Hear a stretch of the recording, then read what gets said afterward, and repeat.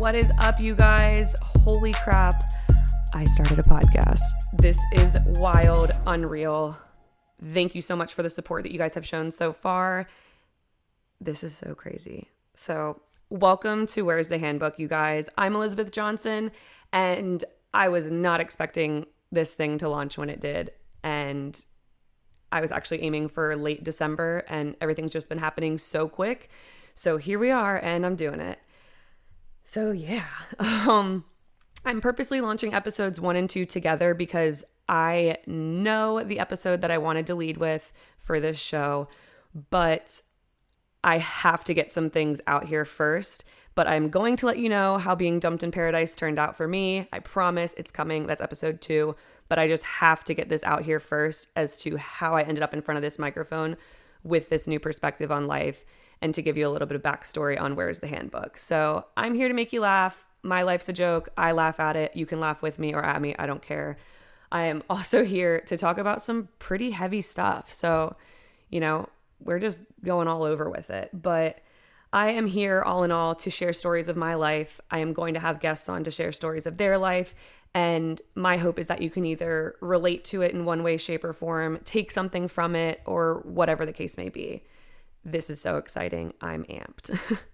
But I opened up my intro talking about my breakup. And I just need to preface this entire thing before we get started with saying that this is not going to be a relationship podcast. Yes, relationships will be talked about a lot. It will be referenced a lot.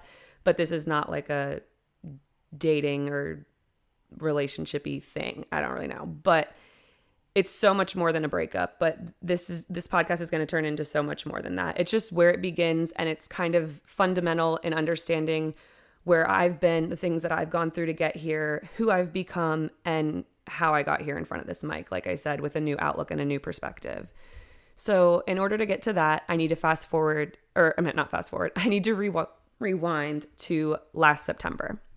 Last September, I moved out to Hawaii in August. I get dumped in September, right? I call my girlfriend. She comes, picks me up. She's like, all right, this is crazy. What alcohol do you want? I'm like, okay, can you pick me up a handle of vodka and a 12-pack of White Claws? Because I have no idea what the fuck just happened to me. And so I'm at her house for the weekend, just getting absolutely obliterated. And I kept jokingly being like, oh, where's the handbook for this? Like, I need a guide to get me through this. I've never gone through a breakup before like this. I don't know what I'm doing. I need step by step. Where is it? And I mean, yeah, there are books out there that are like, how to be happy single, love yourself, you don't need him, blah, blah, blah, blah, blah. But there was nothing that said, holy shit, you just packed up your entire life, moved across the entire country to an island in the middle of the Pacific Ocean for a dude who ends it a month later, and now you're left broke, unemployed, and heartbroken. Here's how to handle it. That's the guide I needed. That's the guide I was looking for. That was the guide that didn't exist. So as I'm sitting there in a very drunken state at my friend's house, I was like, F this, I'll write the damn handbook because this is insane. And I started to. I really did. I had a layout. I had chapter titles. I had many of the different stories written out. And as I'm writing it and like reading it back online, I'm like, I'm not really liking how this is translating. I felt like I wasn't doing it right. Something just felt weird. So I was like, you know what, whatever. I gave up on it. I moved on. So fast forward to about 3 weeks ago. I dropped a bunch of applications on many websites, and I dropped one. Oh my gosh. I dropped one on this website for something that I was seriously underqualified for. Like, you needed like 12 years of experience. It was like some senior executive marketing position, whatever. But you know what? I shoot my shot always, and you never know who you're going to meet, who could be in the interview, how the interview goes down, whatever. So they call me and they're like, hey, yeah, you are pretty underqualified for this, but we love your resume and we might have another position available for you. Would you be interested in hearing about would you be interested in them? So I was like, yeah, I'm currently working a job that I can't stand, so I'm willing to listen to whatever. So we set up an interview on Zoom, of course, and this has never happened to me before in an interview, but they asked me every single detail of my resume. Like every single thing that was on there, they asked very specific questions on. And this is my like old college resume. I haven't really updated it since. And as I'm explaining these things that I've done, I was like, damn, I used to do some really cool shit. My resume is filled with creative projects. I have advocated on behalf of large agencies. I have run team campaigns. I was a logistics coordinator for a first-year festival. I did a bunch of freelancing work, content creation, like all kinds of cool stuff. And as I'm talking about these pieces, I was kind of thrown off because I felt like I was describing a different Elizabeth. Like the Elizabeth that I was describing to these people was not the one sitting in that room. I wasn't living how that resume paints me out to be. And because that was a creative Elizabeth. She wasn't the one that was sitting right there, because I haven't done anything creative since probably before the breakup. And so 3 days after that interview, I'm driving home from the job that I can't stand, and I was miserable.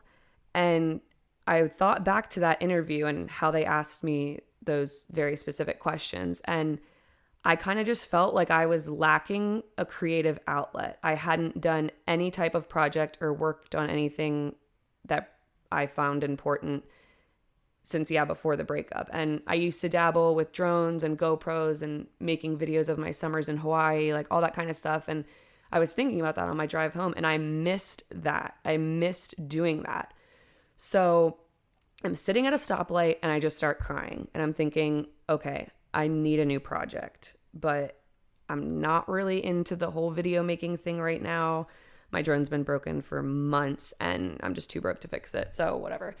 But the idea of my book, of how I wanted to write the handbook, popped back into my head as I'm sitting here at this stoplight. And I was like, okay, I hadn't thought about this thing for probably over a year.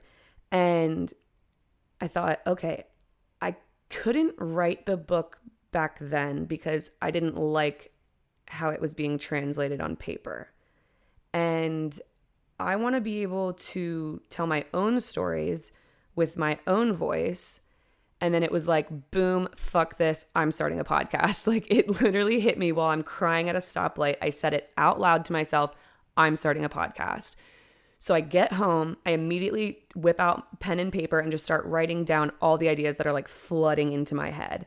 And then I think it was the next morning or maybe even that night, I immediately started calling the people in my network that I know. I was like, okay, I know that I need to call blank, blank, blank, and blank because they have more knowledge about what I'm trying to go for. Maybe they can like link me up with somebody, whatever. So I start calling everybody. It got so many connections. It was amazing. And yeah. And so I just started doing this. And ever since that day of crying at a stoplight on Kalanianiole Highway, I was just like, I'm doing this. I'm ready. I've been lacking a creative outlet. Here we go. So I guess at the end of the day, you could say that the breakup was the inspo behind this. So honestly, shout out to that relationship, as shitty as it ended, because look where it got me. I'm sitting here after months, and I mean months, of depression and anxiety and feeling like I wasn't good enough for anything. Guys, it feels so good to have these creative gears grinding again. I have found the creative outlet that I was lacking and that I was seeking, and 3 weeks have flown by since, and here I am, and I'm just going for it, and it's been so fun. And what I've realized since launching on social media with the trailer and on Instagram and stuff like that is you will be so shocked at who supports you and more shocked at who doesn't. And I always heard that in the past. I knew that was a thing going into this, but it's fucking scary. Like, I love this project. I feel very passionate about it. I did a ton of research before launching, wanted to make sure that I had my T's crossed, my I's dotted, and I did. And yet the hardest part was still clicking that share button to Instagram because it's like, all right, this is really real. Like now people know you have gone public with it. Not everyone's going to support you. People are 100% going to shit on you, but that's okay. And I realized this truth during the time when I was, doing all my research, learning about podcasting. I turned on Shawn Mendes's new documentary that's on Netflix, and I kind of just put it on as background noise as I was like folding laundry or doing something. And at the very beginning, he says something, and this is what stuck with me. He says, when you're a kid and you look at someone and you say, this is my dream, and somebody says, well, that's a stupid dream, you're like, oh yeah, I mean, I guess it is really stupid, whatever, like I'm an idiot. And I think that the same thing applies for us as adults. And when I heard this, I legitimately stopped folding laundry and I was like, you know what? That is so accurate. And that is exactly why I did not announce it from the very beginning to everybody, because I knew that I could be convinced not to do this. And I knew that some person somewhere could say something to me where I would just shut down. They'd make one comment and I'd be like, nope, this is dumb. Actually, I shouldn't do this. And I am so done living life for other people or giving a damn what anybody has to say. I have been doing this for the past year of my life, and it is exhausting. It is horrible. It is miserable. And so when I mentioned that just now, like when I was in my interview and I felt like I was describing a different Elizabeth, it's because in my reality, I learned that my breakup was so much more than just heartbreak. It crushed me in more ways than one, and in ways I didn't think possible. It absolutely destroyed my confidence. And I think that where Shawn Mendes's quote stuck with me is because, yeah, a month ago, I probably would have listened to anybody who told me not to do this. They'd probably be like, yeah, podcasts, don't do it, whatever, yikes. And I'm really not exactly sure what exactly happened. I feel like I had an epiphany or some crazy shit, like while sitting at the stoplight crying, but I am just done seeking validation in other stuff that doesn't bring me joy. This brings me joy. Storytelling brings me joy. Connecting with other people and starting conversations brings me joy. And you know what?